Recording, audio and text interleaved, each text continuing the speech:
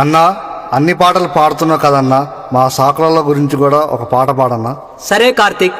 సాకలన్నా సక్కని చరిత వివరంగా చెబుతాను వింటావా గనత. సాకలన్నా సక్కని చరిత చాకిరికి మూల పురుషుడైనట్టి, చాకిరికి మూల పురుషుడైనట్టి మాడేలు మాచయ్య మర్మంబు చెబుతా. సాకలన్నా సక్కని చరిత వీరభద్రుని పై నుంచి జారిన, వీరభద్రుని పై నుంచి జారిన చెమట చుక్కలేని అవ్వ అయ్యలు. సాకలన్నా సాకలన్నా సాకలన్నా సక్కని చరిత వివరంగా చెబుతాను వింటావా గనత. సాకలన్నా సక్కని చరిత. ఒకనాడు శివుడు జంగముని వేషములో మాడేలు సీతాలు ఇంటి ముందరికొచ్చి 84,000 జీవరాశులున్న బొంతను ఉతకమని ఆ దంపతులకిచ్చే.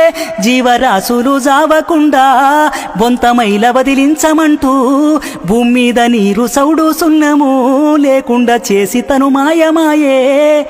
అంతలో సీతాలు తలను ఖండించుకొని కడుపు గోలము చేసే, ఎదురమ్ము బండాయే, కాళ్ళు కట్టాలాయే, పేగులు దండాల. సాకలన్నా సాకలన్నా సాకలన్నా సక్కని చరిత వివరంగా చెబుతాను వింటావా గనత. సాకలన్నా సక్కని చరిత చాకిరికి మూల పురుషుడైనట్టి మాడేలు మాచయ్య మర్మంబు చెబుతా.